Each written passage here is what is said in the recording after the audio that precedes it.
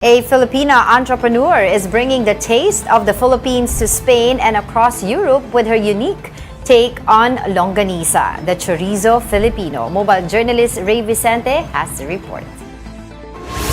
Isang Pinay ang ipinakilala ang lasang Pinoy sa Spain at buong Europa. Dahil yan sa longganisang Pinoy with a twist ang chorizo Filipino. Sa Filipino culinary, hindi mawawala ang impluwensya ng mga Kastila, gaya na lang ng iba't ibang klase ng chorizo o longganisa. May kanya-kanya pang ang versions bawat probinsya. Pero paano kung ang longganisang panlasang Pinoy ang dalhin naman at ipakilala sa Espanya? Yan ang produktong sumisikat ngayon sa Spain at iba pang bahagi ng Europe na chorizo Filipino. At ang recipe nito from Batangueña content creator na si Jeline de Maculangan o mas kilala online bilang si Pinay sa Barcelona. Nag-start ako mag-vlog, along the way nakabuo ko ng isang longganisa. Pero itong longganisa na to, ang pinakaiba niya sa ibang Filipino longganisa ay pinatoyong longganisa siya na tinawag namin chorizo Filipino para mabilis na ma-distinguish ng mga Spanish people kung anong chorizo binibenta namin. Sakto pa dahil ang kanyang very supportive husband na si Chef Joma, may-ari ng meat shop sa Barcelona na gumagawa ng iba't ibang Spanish sausages for more than 100 years na. Kaya naman noong 2024, sinimulan nila ang paggawa ng Filipino longganisa hanggang sa maging chorizo Filipino ito. Kasi nag-start ako na parang subok lang talaga. Ngayon nasa iba't ibang parte na rin siya ng bansa ng European Union.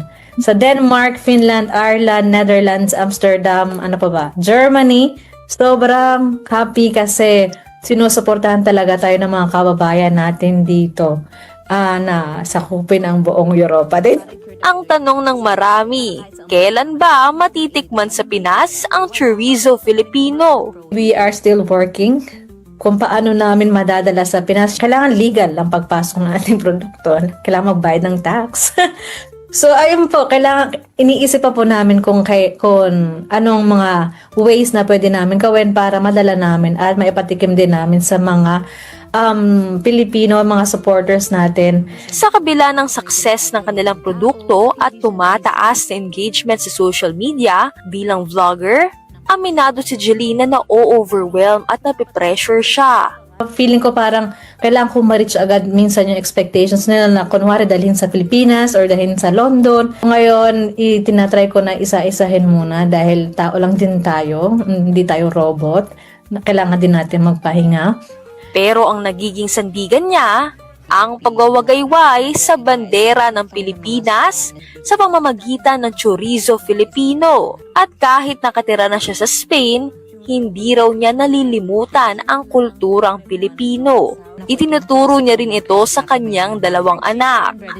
So, sa mahirap talaga. Basta, ang nakatulong sa akin nun is yung dalhin kung sino ako at kung saan ako nanggaling sa ibang bansa. Ang sarap maging Pilipino kaya. Yung alam nilang sabihin like maganda, mabango, gusto ko, masarap, or hindi ko gusto, oo, hindi. Mga simple, mga numbers, ganyan. May mga secret, words na ginagamit.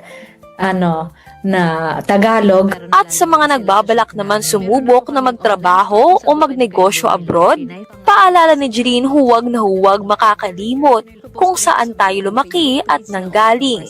Maging mentally prepared kayo dahil talagang totoo ang homesick. Mahalin mo kung saan ka galing. Tulad ko, hindi ko iniwan yung pagiging Pilipino ko and dinala ko siya dito. Mga kapatid, mobile journalist Ray Vicente po, hatid ang mukha ng balita.